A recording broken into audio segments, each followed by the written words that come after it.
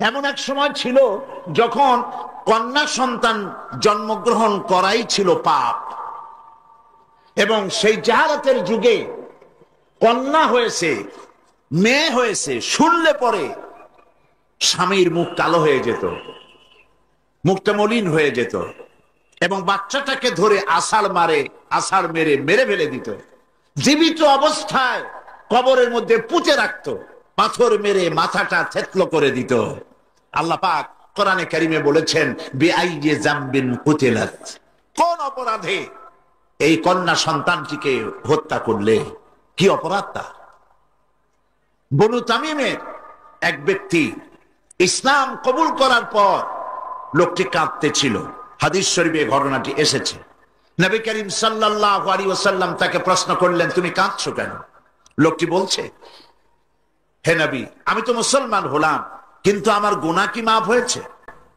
আল্লাহর নবী বলেন, তুমি যখন পড়েছো লা ইলাহা ইল্লাল্লাহু মুহাম্মাদুর রাসূলুল্লাহ, এই কালেমা পড়ার সঙ্গে সঙ্গে তোমার জীবনের সকল গুনাহ রাশি আল্লাহ রাব্বুল আলামিন মাফ করে দিয়েছেন। কিন্তু লোকটি কান্না থামছে না। নবীজি প্রশ্ন করলেন, গুনাহ তো মাফ হয়েছে, আমি তোমারে গ্যারান্টি দিলাম, এরপরও কাঁদো কেন? সে বলছে, হে রাসূল, আমি এমন গুনাহ করেছি যা সর্বক্ষণ আমাকে পীড়া দেয়। কি গুনাহ করেছো? সে বলল যে আমি, আমার স্ত্রী গর্ভবতী ছিল, গর্ভাবস্থায় তাকে রেখে আমি ব্যবসা করতে গিয়েছিলাম। ফিরে যখন এসেছি অনেকদিন পর স্ত্রী খবর দিল তার এক মরা সন্তান হয়েছে। আমি ভুলে গেলাম বিষয়। বেশ কয়েক বছর পর আমার ঘরে একটি ফুটফুটে সুন্দরী ছোট্ট একটি মেয়ে দৌড়দৌড়ি করতে দেখলাম। আমার খুব আগ্রহ হলো মেয়েটাকে দেখতে। আমি প্রশ্ন করলাম বউকে, এ মেয়েটি কার? বউ কাছে এসে বলল, এ মেয়েটি তোমারই। সেদিন আমি মিছে কথা বলেছিলাম, মেয়ে হয়েছে এটা যদি তুমি শুনতে পারো তো মেরে ফেলে দেবে। সেই ভয়তে আমি বলি নাই। আমি আমার দূর সম্পর্কীয় আত্মীয়র বাড়িতে তাকে প্রতিপালনের ব্যবস্থা করেছি, আর তারপরে একটু বড় হয়েছে পরে নিয়ে আসছি। এখন হয়তো তুমি তাকে দেখে আর মারতে পারবে না, সেই ভরসা করে এনেছি।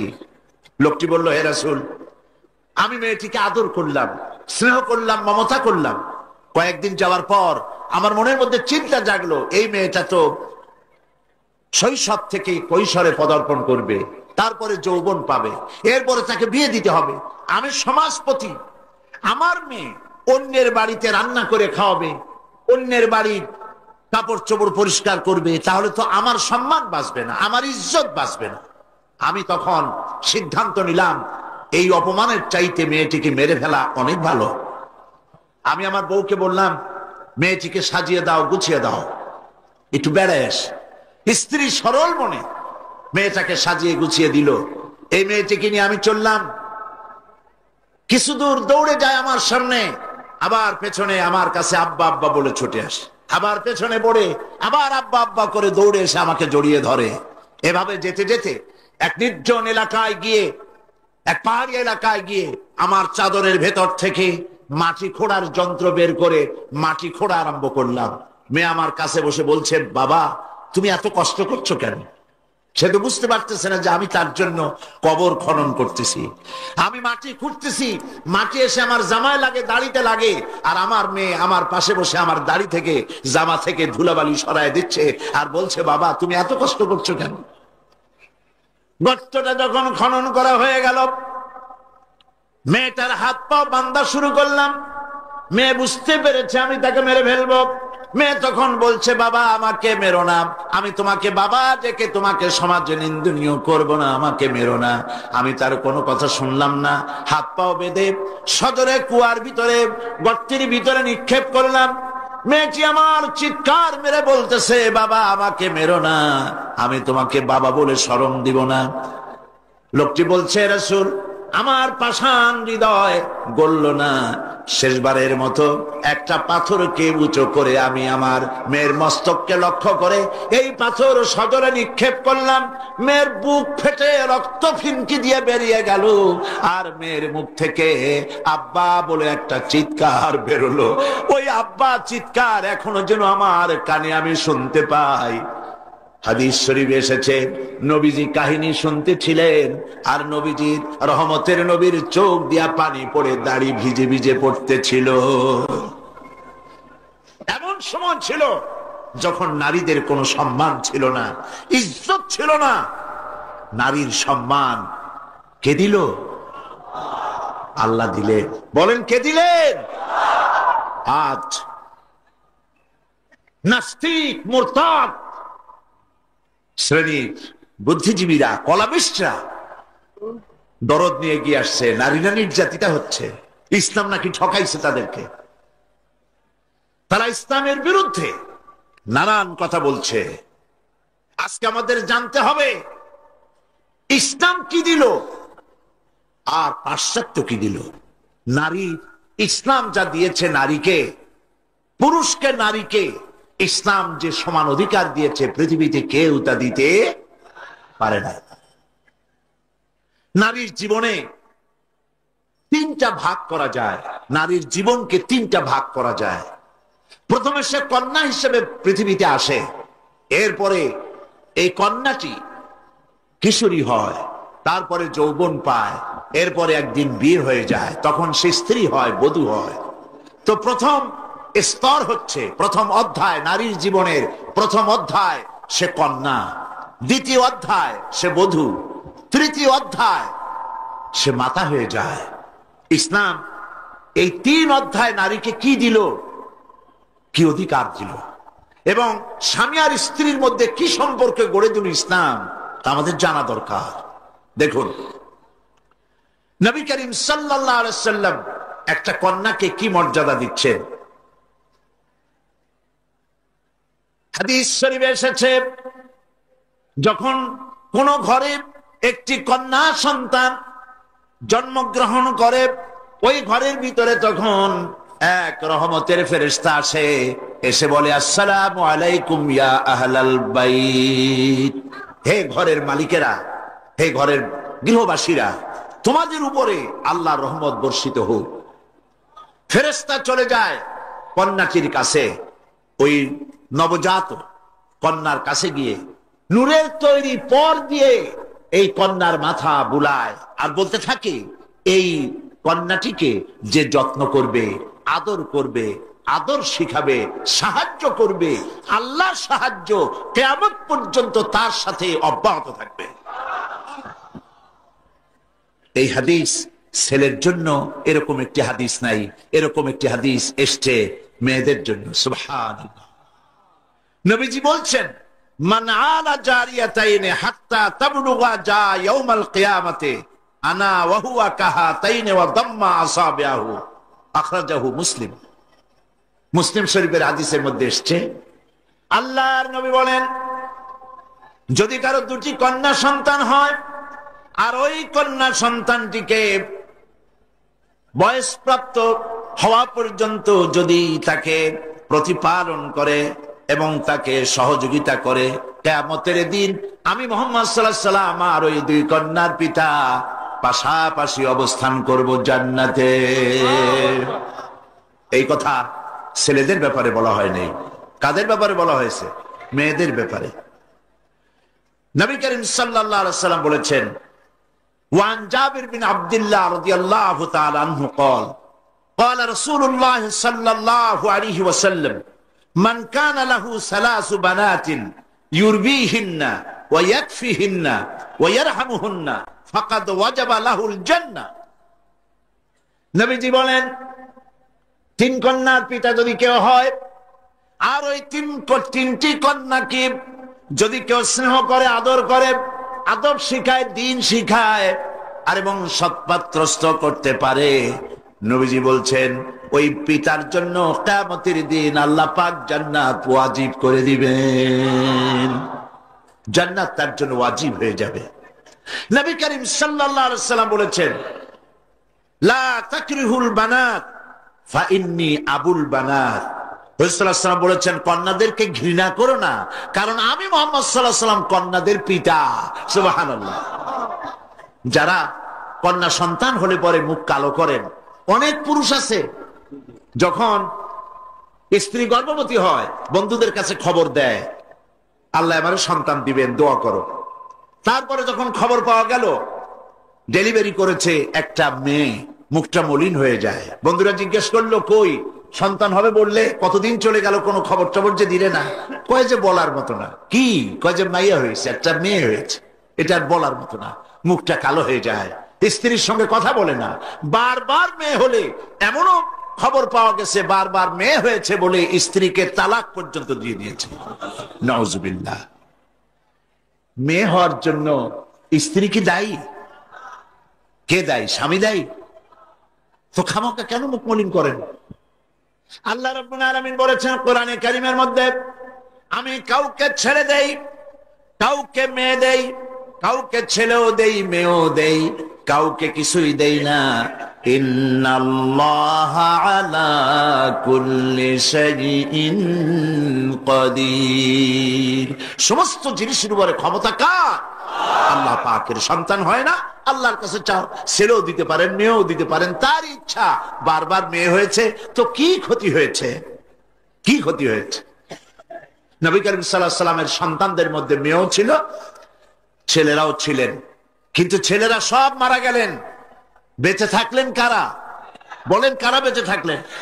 একটি হাদিস আপনি খুঁজে বের করতে পারবেন না যে নবী করিম সাল্লাল্লাহু আলাইহি ওয়াসাল্লাম কখনো আল্লাহ পাকের দরবারে হাত তুলে বলেছিলেন যে আল্লাহ, ছেলেগুলি তো সব তুমি নিয়ে গেলে, সব মেয়েগুলির বাঁচায় রাখলে, তুমি দয়া করে আমাকে আরেকটি ছেলে দান করো। এরকম একটি হাদিস নাই। সুতরাং কন্যা হিসেবে নারীর জীবনের 3টি অধ্যায়ের একটি অধ্যায় হলো কন্যা। সেই কন্যার অধিকার প্রতিষ্ঠিত করেছে ইসলাম। সুবহানাল্লাহ।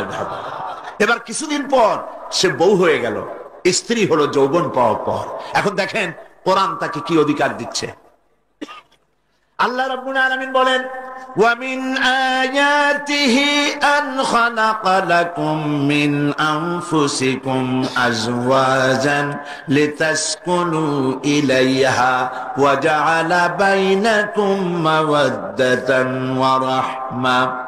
আল্লাহ পাকের অসংখ্য নিদর্শনের ভিতরে এটি একটি নিদর্শন যে তোমাদের থেকে আল্লাহ পাক তোমাদের জোড়া সৃষ্টি করেছেন এবং তোমাদের মধ্যে ভালোবাসা আর সহৃদয়তার সৃষ্টি করেছেন।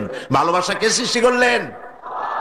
মেয়ে ঢাকা, বিয়ে করেছে চট্টগ্রামের ছেলে। দুজনের চাল চলন ভিন্ন, ভাষাও ভিন্ন। ঢাকার মেয়ে বলে কোথায় যাবেন, চট্টগ্রামের ছেলে বলে খড়ে যাবে। দেখছেন অবস্থা? ঢাকার মেয়ে বলছে পাশে বসেন, আর চট্টগ্রামের ছেলে বলছে এন্দি বইউন। ভাষায় বেশ কম না? ভাষায় বেশ কম, চাল চলনে বেশ কম, খাওয়ায় বেশ কম, রুচিতে বেশ কম। মারামারি হওয়ার কথা ছিল প্রত্যেক দিন। আল্লাহ পাক বলেন, আমি ভালোবাসার সৃষ্টি করেছি দুজনের মধ্যে। সুবহানাল্লাহ। আমি ভালোবাসার সৃষ্টি করে দিয়েছি। ওয়া জাআলা বাইনাকুম মাওয়াদ্দা, পরস্পর পরস্পরের জন্য আকর্ষণ সৃষ্টি করেছি। ওয়া রাহমা, আর সহৃদয়তা করুণার সৃষ্টি করেছি। যখন বার্ধক্যে পৌঁছে যায় স্বামী আর স্ত্রী, তখন উভয়ের মধ্যে করুণার সৃষ্টি করে দেই, মহব্বত আরো বাড়ায় দেই। সুবহানাল্লাহ বলবেন না? তো তোমার থেকে তোমার জোড়া সৃষ্টি করা হয়েছে, এখন এই স্ত্রীর প্রতি সদ্ব্যবহার করো। وَلَهُنَّ مِثْلُ الَّذِي عَلَيْهِنَّ بِالْمَعْرُوفِ। আল্লাহ পাক বলেন, সদ্ব্যবহার পাওয়ার ওই পরিমাণ অধিকার নারীদের উপরে তোমার আছে যতখানি অধিকার নারীদের উপর পুরুষের আছে। সদ্ব্যবহার শুধু তার কাছেই আশা করো না, সেও তোমার কাছে যে সদ্ব্যবহার আশা করে সেটাও তুমি তাকে দিতে শেখো। হুন্না লিবাসুন লাকুম ওয়া আনতুম লিবাসুন লাহুন্না। ইসলাম কোথায় নিয়ে গেছে? সম্পর্ক কত বাড়িয়ে দিল। হুন্না লিবাসুন লাকুম ওয়া আনতুম লিবাসুন লাহুন্না। তোমরা স্ত্রী তোমার ভূষণ স্বরূপ আর তুমি তোমার স্ত্রীর ভূষণ স্বরূপ। ভূষণ মানে কি? পোশাক। পোশাকের কথা কেন বলা হলো? এই জন্য বলা হয়েছে পোশাক মানুষের কয়েকটা উপকার করে, শুধু শীত আর গরম নিবারণ করে না। পোশাক মানুষের আয়েব ঢেকে রাখে, পোশাক মানুষের সম্মান, তার লজ্জা ঢেকে রাখে। এই একের সাথে অপরের পোশাকের দৃষ্টান্ত আল্লাহ পাক দিলেন। এর অর্থ হচ্ছে পরস্পর পরস্পরের আয়েবকে ঢেকে রাখবে, একজন আরেকজনের আয়েবকে মানুষের সামনে পেশ করবে না, একজন আরেকজনকে শরম দিবে না, পরস্পরের সাথে মিলেমিশে থাকবে, একথা আল্লাহ পাক বললেন। ওয়াশিরুহুন্না বিল মারুফ, আর তোমরা স্ত্রীদের সাথে সদ্ব্যবহার করো। কে বলছেন? আল্লাহ পাক বলছেন। স্ত্রীদের ভিতরে সদ্ব্যবহার স্ত্রীদের সাথে কিভাবে করতে হবে, সব ব্যাপারে রাসূলুল্লাহ হচ্ছেন আদর্শ। লাকাদ কানা লাকুম ফি রাসূলিল্লাহি উসওয়াতুন হাসানা, সমস্ত ব্যাপারে তোমাদের জন্য মহত্তম আদর্শ হলেন নবী করিম সাল্লাল্লাহু আলাইহি ওয়াসাল্লাম। হুজুর সাল্লাল্লাহু আলাইহি ওয়াসাল্লাম বলেছেন, তোমাদের মধ্যে উত্তম সেই যে ব্যক্তি তোমাদের স্ত্রীর কাছে উত্তম, আমি আমার স্ত্রীদের কাছে উত্তম ব্যক্তি। সুবহানাল্লাহ বলবেন না? এবার দেখেন নবীজি আদর্শ দেখালেন স্বামী স্ত্রীর সঙ্গে সম্পর্কটা কেমন হবে। হযরতে খাদিজা রাদিয়াল্লাহু তাআলা আনহা আর নবীজির ভিতরে কেমন মহব্বত ছিল, কেমন আকর্ষণ ছিল। তিনি যখন হযরত খাদিজাকে বললেন, খাদিজা, আল্লাহ আমাকে নবী বানিয়েছেন, আমার উপর ঈমান আনো, এক আল্লাহর উপরে ঈমান আনো। হযরতে খাদিজা এক মুহূর্ত, একটি চোখের পলকও তিনি দেরি করেন নাই।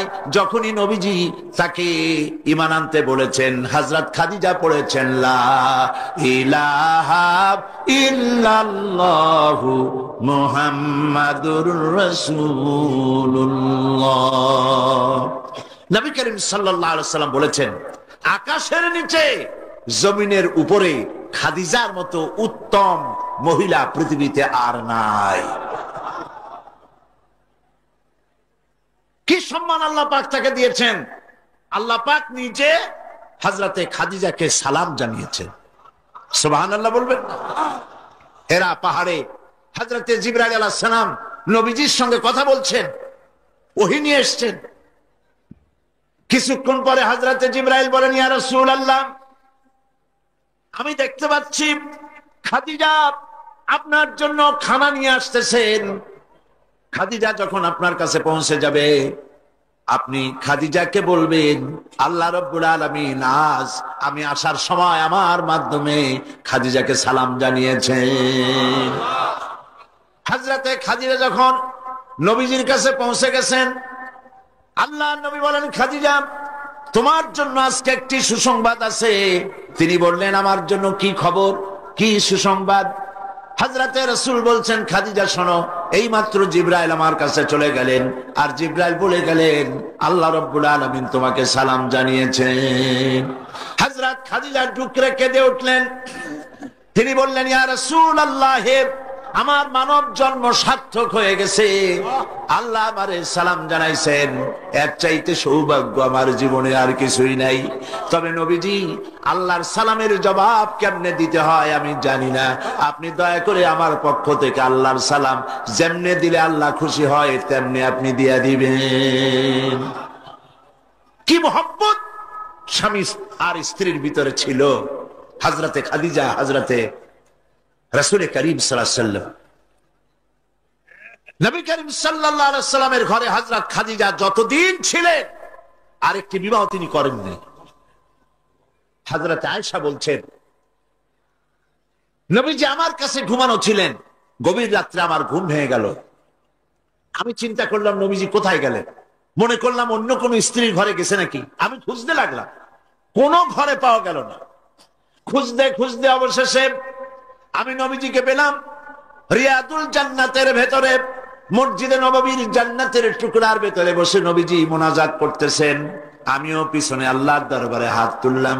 মোনাজাতের এক পর্যায়ে নবীজি বলতেছিলেন, রব্বুল আলামিন কঠিন ওই হাসরের ময়দানে মা তার সন্তান ভুলে যাবে, বাপ তার সন্তানকে ভুলে যাবে, স্বামী তার স্ত্রীকে হারায় ফেলবে, স্ত্রী তার স্বামীকে চিনবে না। ওই কঠিন হাসরের ময়দানে আয় আল্লাহ তাআলা, আমি যেন আমার খাদিজারে হারায়া না যাই। মুনাজাত শেষ হওয়ার পর হযরত আয়েশা বলেন, ইয়া রাসূলুল্লাহ, খাদিজা এই বুড়ির কথা এখনো কেন আপনার মনে পড়ে? খাদিজার পরে কুমারী মেয়েও তো আপনি বিয়ে করেছেন, খাদিজার কেন বুড়ির কথা ভুলতে পারেন না? নবীজি বলেন, আয়েশা রে, খাদিজার সম্পর্কে এরকম কথা আর তুমি বলবে না। তোমরা জানো না, তোমরা সবাই আমার সুদিনের স্ত্রী, আর খাদিজা আমার এমন সময়ের স্ত্রী যখন এই মক্কা নগরীতে মুহাম্মদ সাল্লাল্লাহু আলাইহি ওয়াসাল্লামের পাও রাখার জায়গা ছিল না। হযরত আয়েশা বললেন, ইয়া রাসূলুল্লাহ, আমি ক্ষমা চাই, আমাকে মাফ করে দিন, আমি খাদিজার সম্পর্কে এমন কথা আর উচ্চারণ করব না, তবে খাদিজার সম্পর্কে আমারে কিছু কথা শোনান।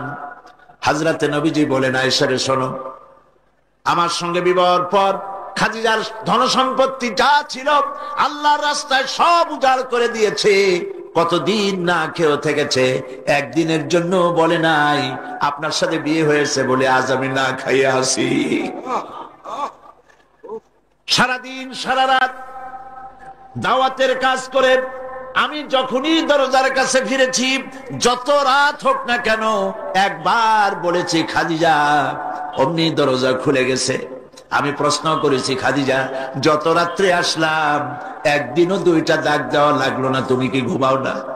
হযরতে খাদিজা বলেছেন, ইয়া রাসূলুল্লাহ, আপনি দ্বীনের দাওয়াতের জন্য ব্যস্ত থাকেন, কষ্ট করেন, আমি মনে মনে ভাবি আমি যদি ঘুমায় থাকি রাতের বেলায়, আর নবীজি যদি দরজার কাছে এসে খাদিজা খাদিজা বলে ডাকাডাকি করেন, উঠতে যদি আমার দেরি হয় আল্লাহর নবীর সঙ্গে বেয়াদবি হয়ে যাবে, এইটা মনে করে বিছানায় না ঘুমায় যতক্ষণ আপনি না ফেরেন এই দরজাটার সাথে পিঠ লাগাইয়া দাঁড়াইয়া দাঁড়াইয়া ঘুমায়।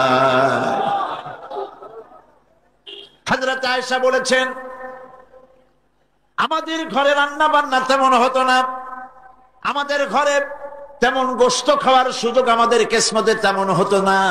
যদি কোনোদিন আমাদের ঘরে দুম্বা বা ছাগল জবাই হতো, গোশতগুলি নবীজি কেটে ভাগ করে সমস্ত স্ত্রীদের ঘরে দিয়ে দিতেন। এরপরে কয়েকটা গোশতের টুকরা একটা টোপলায় নিয়ে হযরত খাদিজা মদিনার অলিতে গলিতে ঘুরে বেড়াতেন। খাদিজার কোন বান্ধবী পাওয়া যায় কিনা? সুবহানাল্লাহ। নবী করিম সাল্লাল্লাহু আলাইহি ওয়াসাল্লাম তার স্ত্রীদেরকে এভাবে ভালোবাসতেন, আর স্ত্রীরাও নবীর জন্য এভাবে ভালোবাসতেন, ভালোবাসা দিতে। স্ত্রী অধিকার ইসলাম দিয়েছে, আর কেউ দিতে পারে নাই। আর এই স্ত্রীদের মধ্যে সব থেকে উত্তম স্ত্রী কে? নবীজি বলেছেন, আদ-দুনিয়া কুল্লুহা মাতাউন ওয়া খায়রুল মাতাইদ দুনিয়া ইমরাতুস সালিহা।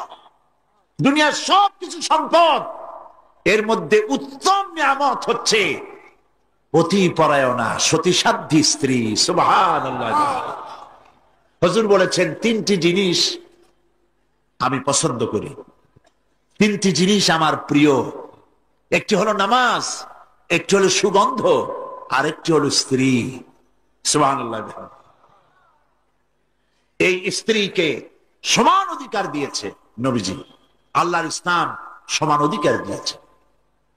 নারীর অর্থনৈতিক অধিকার প্রতিষ্ঠিত করেছে ইসলাম, তাকে অর্থনৈতিক অধিকার দিয়েছে, মহারানার ব্যবস্থা করেছে। কোরআন বলছে, ফাতুহুন্না উজুরাহুন্না ফারিদা, ফরজ রূপী দায়িত্ব হিসাবে স্ত্রীর মহারানার টাকা আদায় করে দাও। বহু মুসলমান আছে মহারানার টাকা আদায় করে না, বরং আজকাল তো নতুন সিস্টেম চালু হয়েছে মানুষকে শোনাবার জন্য। বিবাহের মজলিসে বলা হয়, অমুকের মেয়ে অমুকের ছেলে বিয়ের মহারানা কত? 5,55,555 পয়সা। সামনে একটা টাকা বা পয়সা জিরো থাকতে পারবে না, একটা নিয়ম নীতি করে নিচ্ছে। এই টাকাগুলি মহারানার টাকা সঠিকভাবে আদায় করা হয় না অনেক ক্ষেত্রে। একথা ঠিক কিনা? বরং উল্টো করে মহারানা আদায় করা হয় মেয়ে পক্ষের কাছ থেকে, কন্যা পক্ষের কাছ থেকে। এটাকে কি বলা হয়? এটাকে কি বলা হয়? এটা হলো যৌতুক নামের কৌতুক। মেয়ে পক্ষের কাছ থেকে টাকা আদায় করা। মেয়ে পক্ষ যদি ইচ্ছে করে বর পক্ষকে যদি টাকা দেয়, পয়সা দেয়, গাড়ি দেয়, বাড়ি দেয়, কোনো আপত্তি নেই, দিতে পারে। কিন্তু ডিমান্ড করে নেওয়া, চেয়ে নেওয়া সম্পূর্ণ হারাম। কন্যার পিতার মাতা 12 বছর, 18 বছর, 20 বছর, 25 বছর লালন পালন করে কলিজার টুকরা সন্তানটাই তো দিয়ে দিল। এর চাইতে টেলিভিশন, গাড়ি বাড়ি বেশি হয় কি করে? এই যৌতুক বাংলাদেশের সর্বত্র আছে, অবশ্য চট্টগ্রামে নাই। আছে। ছেলে যদি এমএ পাস করে, ইঞ্জিনিয়ারিং পড়ে, লয়ার হয়েছে, পিতার এই ধারণাই হয় সন্তানকে পড়াতে লেখাতে যত টাকা খরচ হয়েছে কন্যা পক্ষকে কাছের থেকে আদায় করে নেব। এবং সেই জন্য বিয়ের সময় দাবি করা হয়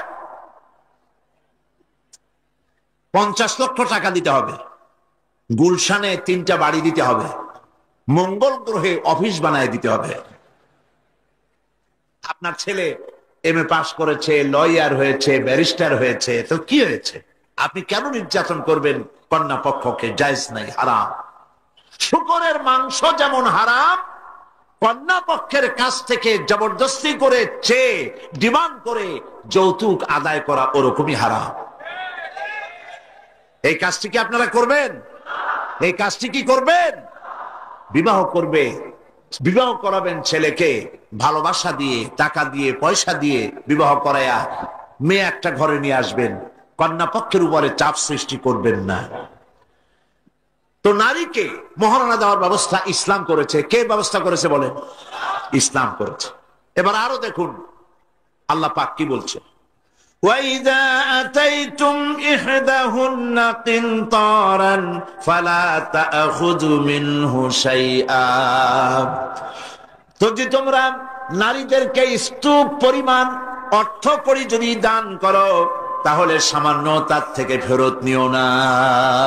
আল্লাহ পাক চান মহিলাদের কাছে, নারীদের কাছে কিছু পুঁজি থাকুক, টাকা পয়সা থাকুক। আল্লাহ এটা চান।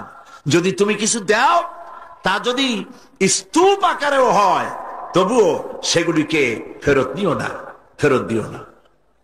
বহু মুসলমান আছে আমাদের সমাজে, হজ করে, নামাজও পড়ে, কপালে দাগও পড়ে গেছে, তার ব্যবসা আছে, ধানি জমিনও আছে। বিবাহের সময় মেয়েকে টাকা কড়ি দিয়ে, ব্যবসা টাকা কড়ি, যৌতুক টৌতুক দিয়ে বিদায় করে দেয়। সম্পত্তির ভাগ দেয় না, ব্যবসারও ভাগ দেয় না। আছে না এমন? আছে কিনা? আপনি কন্যাকে ঠকালেন, এজন্য আল্লাহর কাছে আপনাকে দায়ী হতে হবে। মেয়েদেরকে অর্থনৈতিক অধিকার আল্লাহ এভাবে প্রতিষ্ঠিত করেছেন, সে মহিলাদেরকে অর্থনৈতিক দিক থেকে তাদেরকে নির্যাতন করা যাবে না। এবার মেয়েদেরকে শিক্ষার অধিকার দেওয়া হয়েছে, কোনটা দেওয়া হয়নি? তারা বলছে, ইসলামের দুশমনেরা বলে নারীদেরকে ইসলাম ঠকাইছে। কোথা থেকে ঠকালো? কন্যা হিসেবে মর্যাদা দিল, বধূ হিসেবে মর্যাদা দিল, তারপরে অর্থনৈতিক সুযোগ করে দিল, এবার শিক্ষার অধিকারও প্রতিষ্ঠিত করলো। হযরতে আয়েশা রাদিয়াল্লাহু তাআলা আনহা, তিনি শিক্ষয়িত্রী ছিলেন, হাজার হাজার সাহাবীর উস্তাদ ছিলেন। সুবহানাল্লাহ বলেন।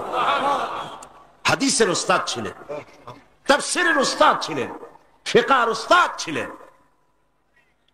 শিক্ষার অধিকার ইসলাম দিয়েছে নারীকে। নারীরা লেখাপড়া করতে পারবে, কোনো অসুবিধা নেই।